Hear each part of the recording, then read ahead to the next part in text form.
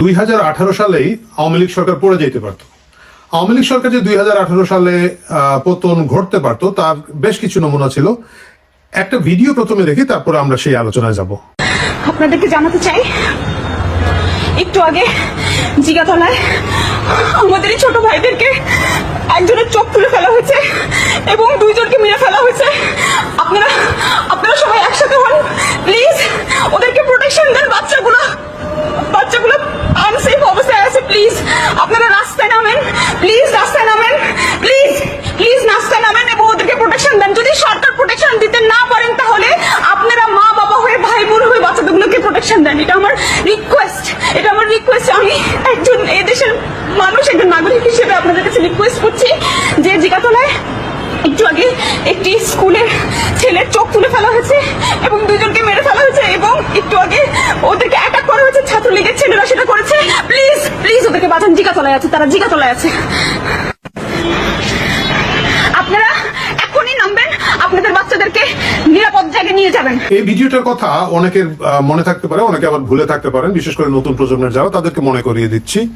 আমরা দেখতে পেলাম একজন তরুণী খুব আকুল ভাবে ছুটে একেবারে হাঁপাতে এসে বলছেন যে জিগাতলায় ছাত্র মারা গিয়েছে এবং একজন ছাত্রের চোখ তুলে ফেলা হয়েছে। কি নির্মম ঘটনা! এবং তিনি ঢাকা শহরের সকলকে রাস্তায় নেমে আসতে বললেন এই সাধারণ শিক্ষার্থীদেরকে রক্ষা করার জন্য। মজার বিষয়টা কি জানেন? মজার বিষয়টা হচ্ছে জিগাতলায় এরকম কোনো ঘটনাই ঘটে নাই সেদিন। আর যিনি এই অভিনয়টা করছেন হাঁপাতে এসে, মনে হচ্ছিল যেন তিনি আন্দোলনে ছিলেন এবং পালিয়ে এসেছেন। তিনি আসলে জিগাতলার আশেপাশেও ছিলেন না, তিনি সম্ভবত উত্তরার একটা শুটিং স্পটে ছিলেন। তিনি হচ্ছেন অভিনেত্রী নওশাবা, পেশাদার অভিনেত্রী, টাকার বিনিময়ে তার পেশা, তিনি অভিনয় করে থাকেন এবং সেদিনও এই অভিনয়টা তিনি করেছিলেন।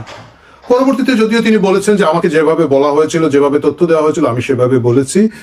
তিনি কার কাছ থেকে তথ্য পেয়েছিলেন সেই কথাটা এখনো অজানা, কে তাকে বলেছিল এইভাবে অভিনয় করতে সেটাও অজানা। কিন্তু সেদিন তার এই ভিডিওটা খুব আলোড়ন তৈরি করেছিল। সে আলোড়নটা তৈরি করেছিল এমন ভাবে, আমার মনে আছে আমার একটা বন্ধু ওই সময় ফোন দিয়েছিলেন, যে লালমাটিয়া থাকে, যে কিভাবে গিয়ে ওই বাচ্চাদেরকে সাহায্য করা যায়, কি করা যেতে পারে। চোখ তুলে ফেলছে বাচ্চাদেরকে এবং এখানে ধানমন্ডির কর্নারে একটা বাংলাদেশ আই হসপিটাল আছে, ওইখানে নিয়ে যাওয়া যায় কিনা, ওইখানে কেউ পরিচিত আছে কিনা। সাধারণ মানুষ খুব আকুল হয়ে গিয়েছিলেন। বাস্তবতা হচ্ছে অভিযোগ করা হয়েছিল যে আওয়ামী লীগের অফিস থেকে সেখানে ছাত্রদেরকে ধরা হয়েছে, মারা হচ্ছে এবং এজ ইট ইজ দুইজন মারা গিয়েছেন, একজনের চোখ তুলে ফেলা হচ্ছে, অসংখ্য ছাত্র আহত। এই গুজবটা যেভাবে ডালপাড়া মেরেছিল তখন, যদি কোনোভাবে ওই সময় ধানমন্ডিতে একটা লাশ ফেলে দেওয়া যেত, একটা লাশ প্রমাণ করা যেত, বা একটা ছাত্রকে ধরে যদি কারো চোখের ক্ষতি করে দেওয়া যেত, অথবা ক্ষতি ছাড়াই একটা ব্যান্ডেজ বেঁধে যদি ওইখানের মধ্যে লাল রং বা রক্তর মতো মুরগির রক্ত লাগিয়ে দেওয়া যেত, তাহলে কিন্তু সেদিনের ঢাকা শহর সামাল দেওয়া মুশকিল হতো। কারণ আমার মনে আছে আমরা সকলেই খুব উদ্বিগ্ন ছিলাম, স্কুল কলেজের ছাত্ররা, নিরীহ সাধারণ ছাত্ররা নিরাপদ সড়কের মতো একটা খুবই প্রয়োজনীয় জরুরি বিষয় নিয়ে আন্দোলন করছে এবং তাদের উপরে কেন নির্যাতন হবে। বাস্তবতা হচ্ছে সেরকম কিছুই ঘটে নাই, কিন্তু জিনিসটাকে ওইভাবে প্রস্তুত করা হয়েছিল, যার ফলে পরবর্তীতে অভিনেত্রী নওশাবাকে গ্রেফতার করা হয়েছিল, আমাদের প্রিয় শহীদুল আলম ভাইকে গ্রেফতার করা হয়েছিল দ্রিকের, এবং যদিও তারা কিছুদিন পরেই খুব হাসতে খেলতে জামিন পেয়ে গিয়েছিলেন, খুব বেশি কিছু হয় নাই। কিন্তু এই রিহার্সালটা হয়েছিল সে 2018 সালের দুটো রিহার্সাল, একটা হচ্ছে নিরাপদ সড়ক আন্দোলনের মাধ্যমে চেষ্টা করা এবং আরেকটা ছিল কোটা আন্দোলনের প্রথম ফেজ, যেখানে এখনকার প্রতিমন্ত্রী ভিপি নূর ওনারা সেই আন্দোলনের নেতৃত্ব দিয়েছিলেন। সেটা আমার কাছে মনে হয় একটা ড্রেস রিহার্সাল ছিল এবং সেই রিহার্সালের পরবর্তীতে 2024 গিয়ে সেই আন্দোলনটা সফল হয় এবং শেখ হাসিনা এবং আওয়ামী লীগ সরকারের পতন নিশ্চিত করা যায়। একই ঘটনা গত 2-3 দিন ধরে দেখছি, একই লক্ষণ। আমাদের মুরগি মিলন ভাই, আমাদের শিক্ষামন্ত্রী মিলন ভাই, যার নাম ইতিমধ্যে মুরগি মিলন হয়েই যাচ্ছে, তাকে নিয়ে শুরু হয়েছে।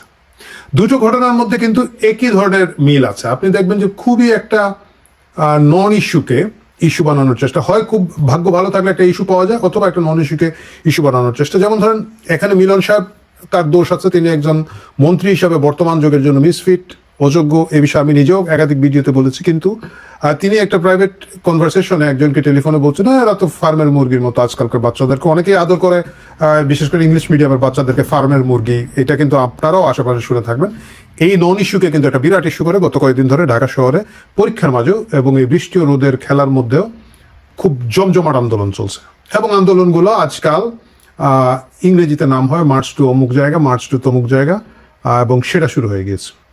একইভাবে আপনারা দেখবেন দুটো আন্দোলনের বা এই আন্দোলনগুলোর একটা ছক আছে, স্টেপ বাই স্টেপ আছে। এখানে এখন প্রচুর সেই স্টেপগুলো ফলো করা হচ্ছে। আমি উদাহরণ দিই। নাম্বার 1, এখানে একটা ইস্যু বা নন ইস্যুকে ইস্যু করা হবে এবং এটা করে একটা বিক্ষোভের ডাক দেওয়া হবে। নাম্বার 2, সাধারণ স্কুল কলেজের ছেলে মেয়েদেরকে নামানো হচ্ছে। কেন সাধারণ স্কুল কলেজের ছেলে মেয়েদেরকে নামানো হচ্ছে? 2018 সালে যে বাচ্চারা কোটা আন্দোলনে ছিল, যে বাচ্চারা তখন আমাদের যের মধ্যে ছিল, স্কুল কলেজে যে বাচ্চারা নিরাপদ সড়ক আন্দোলনের মধ্যে ছিল, এই বাচ্চারাই কিন্তু পরবর্তীতে বিশ্ববিদ্যালয়ে যায় এবং যখন একটা আন্দোলন তৈরি হয় তাদের যে ট্রেনিংটা এর আগে স্কুল এবং কলেজে দেওয়া হয় সেটা কাজে লাগে, যেটা 2018 সালের বাচ্চাদেরকে কাজে লাগানো যেতে পেরেছে 24 সালে। একই অবস্থা এখন আবার শুরু হয়েছে এবং এইটাও একটা রিহার্সাল চলছে। বিশ্ববিদ্যালয়ের ছাত্রছাত্রীরা এটার মধ্যে ইনভলভ হচ্ছে না। আপনারা দেখবেন একেবারে কলেজের স্বাভাবিক এইচএসসি পরীক্ষার্থীরা এখানের মধ্যে আন্দোলন করছেন, কিন্তু ইতিমধ্যে আপনারা সোশ্যাল মিডিয়ায় দেখেছেন প্রচুর স্কুলের বাচ্চাদেরকে এখানে দেখা যাচ্ছে যারা বিভিন্ন কলেজের আইডি কার্ড গলায় নিয়ে ঘোরাফেরা করছে এবং আন্দোলনের মধ্যে আছে। এটা হচ্ছে ছকের দ্বিতীয় অংশ। এবং এই আন্দোলনগুলো সাধারণত প্রচুর মেধাবী এবং নিরপেক্ষ ভাই বোনেরা ডাক দিয়ে থাকেন। এটার পিছনে কোনো সাংগঠনিক স্ট্রাকচার থাকে না, কোনো ছাত্র সংগঠন থাকে না, ছাত্রলীগ, ছাত্রদল, ছাত্র শিবির, ছাত্র ইউনিয়ন, ছাত্র ফ্রন্ট, কাউকে আপনারা পাবেন না। খুবই নিরপেক্ষ সাধারণত এই ভাইয়েরা ডিবেট ক্লাবে থাকেন, প্রেস ক্লাবে থাকেন এবং বিশ্ববিদ্যালয়ের অন্যান্য সোশ্যাল অর্গানাইজেশনে থাকেন। এটা আগের বারও ঘটেছিল, এইবারও ঘটেছে। এবার যে ঘটেছে তার একটা প্রমাণ দিচ্ছে। আপনারা দেখবেন একজন ছাত্র এই আন্দোলনের প্রথম যারা ডাক দিয়েছেন তাদের একজন, আসুন তার ফেসবুক পোস্টটা দেখে আসি। যার ফেসবুক পোস্টটা দেখলেন তিনি ঢাকা কলেজের ইসলামী কালচারাল ক্লাব অথবা ইসলামী কালচারাল ডিবেট ক্লাব এইরকম কোন একটা সংগঠনের ভাইয়া, এবং তিনি এই আন্দোলনটা ডাক দিয়েছেন। কিন্তু তিনি যখন আন্দোলনটা ডাক দেন তিনি সম্ভবত ফেসবুকে ভুলে গেছেন আরেকটা পোস্ট মুছতে, যেটা নিয়ে বেশ আলোচনা হচ্ছে। জি, আপনারা এই পোস্টটা দেখতে পেয়েছেন। উনি আসলে উনি অবশ্য গুপ্ত ভাইয়া না, উনি পরবর্তীতে দেখলাম ফেসবুকে স্বীকার করেছেন যে উনি ছাত্র শিবিরের সাথী পদে আছেন। সাথী বেশ একটা বড় পদ, সাথীর পরে বোধহয় সদস্য, এইটাই তাদের হায়েস্ট, সেকেন্ড র্যাঙ্কের লিডার উনি। ছাত্র শিবিরে উনি আছেন, ওনারা আন্দোলন শুরু করেছেন। ওকে, সো দেখা গেল এটা হলো স্টেপ 3। তারপরের যে স্টেপটা আসে সেটা হচ্ছে প্রচুর আবেগী সোশ্যাল মিডিয়া পোস্ট আসবে। সেগুলোর মধ্যে মা হারা ছেলে, মেয়ে হারা বাপ, তারপর সন্তান হারা মা, এদের প্রচুর আবেগী থাকবে। অনেক গরিব ছেলে, তারা অনেক কষ্ট করে পড়াশোনা করছিল, তাদের কি ক্ষতি হচ্ছে, তারা আর মায়ের স্বপ্নটা ভেঙে গেল, এরকম প্রচুর ভিডিও সয়েল আপ হয়ে যায়। এটা আগেও হয়েছে কয়েক স্টেপে, এইবারও দেখবেন একই ট্রেন্ড শুরু হয়ে গিয়েছে। আচ্ছা, ছাত্র দলের কয়েকটা নেতা আমাকে নিয়ে যা তা করতেছে, আমাকে ট্রোল করতেছে, আমাকে গালিগালাজ করতেছে, আমাকে থ্রেট দিতেছে, স্লাট শেমিং করতেছে, আমাকে সাইবার বুলিং এর এমন পর্যায়ে নিয়ে চলে গেছে যে আমার ভিডিওটা বানাতে বাধ্য হয়েছে। আমি হচ্ছে ফ্রাস্ট্রেশনে আমি এই ভিডিওটা পোস্ট করতেছি। যদি এরপরে আমার সাথে কিছু হয় বা আমার ফ্যামিলির সাথে কিছু হয়, এটা টোটাল দায়ী হচ্ছে বিএনপির ছাত্র দল। আমি হচ্ছে 2 দিন আগে একটা পোস্ট করছি, যে পোস্টটা আমি আমার ফ্রাস্ট্রেশন শেয়ার করছি যে এই ওয়েদারে কেমনে যাবো, অনেক খারাপ অবস্থা ছিল, আমি গাড়ি পাইনি, আমি হেঁটে হেঁটে দৌড়াই গেছি, আমি পাপ হচ্ছে আমার হাঁটু পর্যন্ত পানি ছিল, আমি ভিডিও সব দিয়ে দিব, এগুলো আমি ফ্রাস্ট্রেশন শেয়ার করছি। আমার বাল বলা উচিত হয় নাই, আই এগ্রি, বাট এছাড়া আমি একটা খারাপ পারচেজ করি না, আমি জাস্ট আমার ফ্রাস্ট্রেশন উঠাইছি। কিন্তু এগুলোর কারণে আমাকে ইমেন্স ট্রোল করা হচ্ছে, স্লাট শেমিং করা হচ্ছে, আমাকে বলছে আমার বাসার অ্যাড্রেস খুঁজে বের করে আমাকে এটা করবে সেটা করবে, আমার ফ্যামিলি ধ্বংস করে দেবে, আমাকে ধ্বংস করে দেবে, আমাকে রাস্তায় পাইলে এই করবে এটা করবে, যা তা বলা হচ্ছে, ইমেন্স ট্রোলিং। এটা গেল চতুর্থ ধাপ। পঞ্চম ধাপে গিয়ে আমাদের সরকারি ছাত্র সংগঠন মাঠে নামে এবং তারা কিছু লিডারশিপ দেখাতে চেষ্টা করে, দেখাতে গিয়ে সবকিছু পাকিয়ে ফেলে, গুলিয়ে ফেলে এবং মাস্তানি দেখায়। স্বভাবতই সরকারি ছাত্র সংগঠনের কাজই হচ্ছে মাস্তানি করা। মাস্তানগুলোই আসলে ছাত্র সংগঠনগুলো আজকাল করে এবং তারা সেগুলো আবার ভিডিও হয়, ক্লিপ হয়। তারপরে পরের ধাপটা শুরু হয়ে যায়। এই ধাপটার পরে আসলে ষষ্ঠ ধাপ হচ্ছে প্রচুর লোক সরবরাহ করা হয়। তারপরে ধর প্রচুর ফেক ইউনিভার্সিটির আইডি, কলেজের আইডি দেওয়া হবে, ঢাকার বাইরে থেকে প্রচুর লোক আনা হবে এবং এদেরকে যখন ইন্টারভিউ করবেন এটা মানে দেখা যাবে তারা বলবে আমি বুয়েটের আর্টস ডিপার্টমেন্টে পড়ি। এটা আমরা এর আগেও দেখেছি যে এক লোক ছাত্রলীগের পক্ষে গিয়েছিল, অবশ্যই গিয়ে এটা বলেছিল, এটা খুব একটা কিংবদন্তি হয়ে গিয়েছে। এই ধরনের প্রচুর লোক এইবারও যদি সোশ্যাল মিডিয়া খেয়াল করে দেখবেন এই ট্রেন্ডটা শুরু হয়ে গিয়েছে। এবং সপ্তম ধাপে আসবে আমাদের শহীদুল আলম ভাই, আমাদের সুশীল সমাজ, আমাদের শিক্ষক গ্রুপটা, ওই যারা খুবই বাম ঘরানা তারা আসবেন, আমাদের কিছু কালচারাল অ্যাক্টিভিস্ট বন্ধু বান্ধব আছেন তারা আসবেন, শাহবাগে এসে একটা ব্যানারের 2 পাশ ধরবেন এবং মাঝখানে মুক্ত কর ভয়, আপন মাঝে শক্তি ধরো, নিজেরে করো জয়, এই গানগুলো গাইবেন। ফান্ড একটু বেশি থাকলে লোক একটু বেশি হবে, আর ফান্ড কম থাকলে কম থাকবে। এবং এখানে নীরব নিশ্চুপভাবে আমাদের রেহনুমা আপার মতো লোকজন ব্যানার ধরে টাঙ্গিয়ে আটকে চুপচাপ দাঁড়িয়ে থাকবেন। এরা খুবই সুশীল, বাংলাদেশের ঢাকা শহরে সুশীল, মানে বাংলাদেশের সুশীল। তাদেরকে দেখবেন এবং তাদেরকে দেখার পর আমরা যারা মধ্যবিত্ত বাসায় বসে আছি আমরা তখন তারা না পাবো কী রে সবাই নেমে গেল এই আন্দোলনে, আমি গেলাম কই, তা আমারও দেখাতে হবে। তাহলে কি করা যায়, সকালে উঠে চল আমরাও নাম। এই পর্যায়ে যাবে এবং পরবর্তীতে যেটা হবে আমাদের এই ধাপের পরে পরে মিডিল মধ্যবিত্তকে নামিয়ে ফেলার যে সুশীলের চেতনার পরে স্টেপ 8 দূতাবাসে নড়াচড়া শুরু হবে, কিছু অ্যাম্বাসেডারের গাড়ি আসবে যাবে আমরা দেখব। তারপরে কি হবে? তারপরে সেনাবাহিনীর দিকে তাকিয়ে আমরা সকালে, হে সেনাবাহিনী তুমি আমাদের উদ্ধার করো, স্টেপ 8। প্রিয় দর্শক, এই মুহূর্তে এই স্টেপ 8-এ যাবে না, আমরা অষ্টম ধাপে যাব না। তারেক রহমান নিরাপদ আছেন, বিএনপি নিরাপদ আছে, কিন্তু এটা হচ্ছে একটা রিহার্সাল। 2018 রিহার্সাল যেরকম 24 এনেছিল, এখন 2026-এ একই রিহার্সাল হচ্ছে, একইভাবে একেবারে কলেজ স্কুলের ছাত্রদেরকে দিয়ে এই রিহার্সালটা চলছে। এটার ফল ভালো হবে না। এখন প্রশ্ন হচ্ছে কারা করছে? স্বাভাবিকভাবে আমি দেখলাম আমাদের সুশীল নিরপেক্ষ সাংবাদিক সমাজ তারা অলরেডি শুরু করে দিয়েছেন, এটার পিছনে তো আওয়ামী লীগ দায়ী, যা কিছু ঘটে গিন্নি বলেন আওয়ামী লীগ বেটাই দায়ী। আওয়ামী লীগ দায়ী, কিন্তু আমরা একটু আগে দেখলাম আন্দোলনের ডাক দিয়েছেন জামাত শিবির। এখন প্রশ্ন হচ্ছে কেন তারা এই আন্দোলনটা আবার করছে? কারণ হচ্ছে আপনারা জানেন যে কোনো একটা ফর্মুলা যদি কাজ করে, যতক্ষণ পর্যন্ত না এটা নষ্ট হয়, এটা বারবার রিপিট হয়। তো জামাত শিবির দেখেছে যে এই ফর্মুলাটা হচ্ছে সবচেয়ে ভালো ফর্মুলা, কারণ হচ্ছে তাদের দলীয় ব্যানারের মাধ্যমে, তাদের সিস্টেমের মধ্য দিয়ে এই আন্দোলন কোনোটাই সফল করা সম্ভব না, ঢাকা শহরে এগুলো চলে না।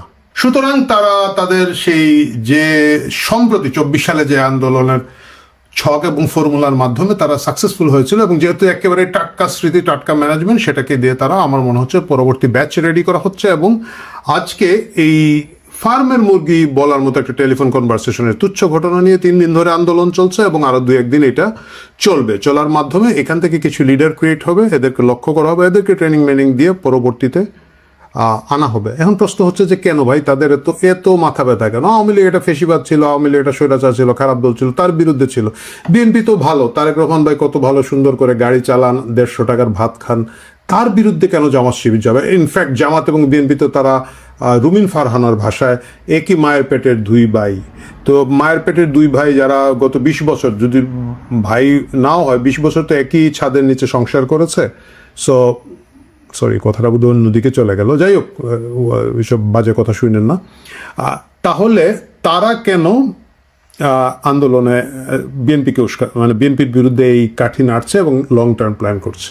এটার মূল কারণটা হচ্ছে আওয়ামী লীগ যদি রাজনীতিতে সহসা না ফিরতে পারে কয়েক বছরের মধ্যে, বিএনপি হচ্ছে একমাত্র নাকে মাল চাপা দিয়ে ভোট দেওয়ার দল, এবং বিএনপিকে যদি একই ধারায় ধরাশায়ী করে ফেলা হয়, তাহলে ছাগলের 3য় বাচ্চার দুধ খাওয়ার সুযোগ হয়। আমরা জানি যে ছাগলের 3টা বাচ্চা থাকে, যেহেতু ছাগলের বাট দুটো বাচ্চা দুধ খায় এবং 3য় বাচ্চাটা লাফায়। এখন একটা 3য় বাচ্চা লাফাচ্ছে, যারা এইবার ভেবেছিল দুধ খাবে, কিন্তু সচেতন বাঙালিরা তাদেরকে দুধ খেতে দেয় নাই। কিন্তু যে 2টা ছাগলের হৃষ্টপুষ্ট বাচ্চা দুধ খাচ্ছিল, এর মধ্যে আওয়ামী লীগকে আউট করে দেওয়ার একটা সিস্টেমে ফেলে দেওয়া গেছে। বিএনপিকে যদি ফেলে দেওয়া হয়, এবং বিএনপিকে ফেলে দেওয়া বোধহয় আরো সহজ, বিএনপির দুর্বলতা আরো বেশি, এবং সেটা যদি ফেলে দেওয়া হয়, তাহলে ছাগলের 3য় বাচ্চাটা দুধ খাওয়ার সুযোগ পায়। সুতরাং এখন এইচএসসি পরীক্ষার্থীদের যে আন্দোলনটা চলছে, এটাকে শুধুমাত্র সাধারণ আন্দোলন হিসেবে দেখার সুযোগ নাই। আমি জানি এটা শোনার সাথে সাথে কয়েক হাজার লোক আমার কমেন্টে গালাগালি করবেন, বকা দিবেন, কিন্তু মুশকিলটা হচ্ছে কি জানেন, 18 সালে আমরা এই ধরনের ইঙ্গিত দিয়েছিলাম, 24 সালেও ইঙ্গিত দিয়েছিলাম, এবং আপনারা অনেকেই দেখবেন যে অনেক বোকা তোতা, মানে ডাম প্যারট, বোকা তোতা বললেই তো বুঝতেছেন, পরে মাথা চুলকায় বলে, আগে বুঝি নাই, আমরা প্রতারিত হয়েছি। সুতরাং আরেকবার বললাম, আরেকবার গালি খাবো, গরিবের কথা বাসি হলে ফলবে হয়তো। মুশকিলটা হচ্ছে এমন গরিব হয়েছি, মানে গরিব হইতে হইতে আর এটার কোনো উপায় নাই আর কি, কারণ কথাও বাসি হতে হতে ফলতেই থাকে। দেখা যাক ফলে কিনা না, আমরা আশা করি না ফলুক। আমরা চাই না যে যারা বারবার ঘুঘু তুমি খেয়ে যাও ধান বলে, ধান খেয়ে যায়, এইসব ঘুঘুরা যেন আরেকবার সে ধান খাওয়ার সুযোগ না পায়।